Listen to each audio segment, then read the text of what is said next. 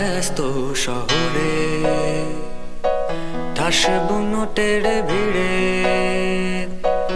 আজও কিছু মানুষ স্বপ্ন খুঁজে ফেরে। ব্যস্ত শহরে ঠাস বুনোটের ভিড়ে